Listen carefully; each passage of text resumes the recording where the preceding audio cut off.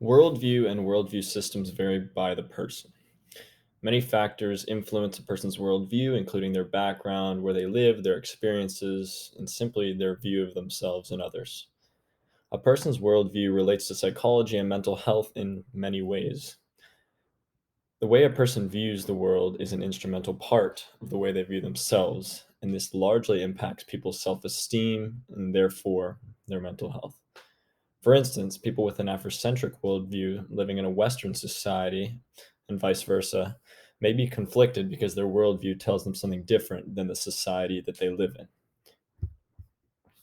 According to the textbook, worldviews provide us with guidelines for living.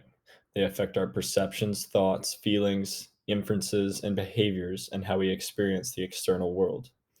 A person's worldview impacts their development because those that raise us have a huge impact on our perceptions, beliefs, and experiences. If your parents have an Afrocentric worldview, it's likely you will be brought up valuing those same beliefs, attitudes, and ways of living. We witness worldview systems in our lives and society all the time. Every aspect of our lives are impacted by our own and others' worldviews. When I go out in public, the way I interpret what I observe is impacted largely by my worldview. On the other hand, the people we encounter each have a unique worldview that impacts our experience as well. Nobody shares the same belief system, so everyone experiences the world in a different way. It's very important to understand worldview systems in our lives. People come from many different backgrounds, and if we're able to appreciate this, then it makes it a lot easier for us to get along in society. My worldview may differ greatly from someone else's, but that doesn't mean that either of us are wrong in our interpretations. Worldview can have a large impact on our future careers in many ways. Firstly, our worldview impacts the goals and aspirations that we set for ourselves, which has a huge impact on our future career. As it states in this book, time within Western culture is future oriented, whereas time within African culture is past, present, and future oriented. Time in African cultures is cyclical rather than linear. In the Afrocentric worldview, the past is seen as shaping the future more so than Eurocentric worldviews. This can impact how we go about our future. Afrocentric worldview and Eurocentric worldview differ in many ways.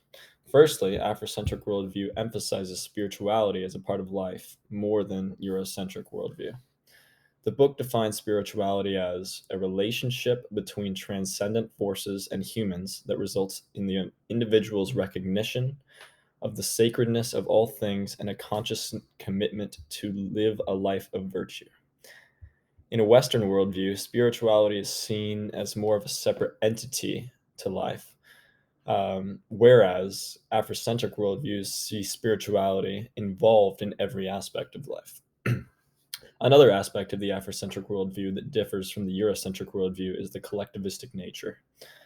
The collectivistic orientation is reflected by the saying, I am because we are, and because we are, I am, according to the book. In a Western worldview, everyone identifies their experiences separate from others. Most things people do are for the betterment of their experience. However, in an Afrocentric worldview, people often identify as being part of a group before identifying as an individual. The African philosopher Okolo writes that Bantu psychology cannot conceive of man as an individual, as a force existing by itself and apart from its ontological relationship with other living beings and from its connection with animals or inanimate forces around it. Everyone's experience is interwoven and impacted by others' experiences.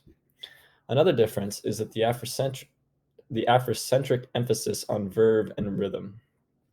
According to the textbook, verb suggests a preference for the simultaneous, complementary, coordinated, or novel experience of several stimuli rather than a singular and routine stimulus.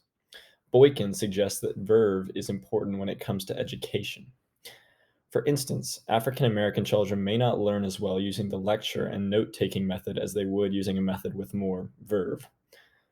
Similarly to this, when it comes to rhythm, those with an Afrocentric worldview prefer to participate when listening to music, rather than being a passive observer. Dance is a part of the Afrocentric perspective.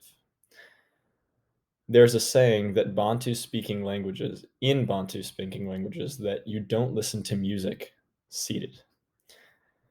There are many aspects that make up one's worldview, and nobody is the same. There is not simply a scripted set of beliefs and attitudes that people adhere to based on the worldview they identify with. A person's worldview is impacted greatly by their own preferences and experiences. With that being said, Afrocentric and Eurocentric worldviews are two philosophies that we see a lot of people similarly aligning with.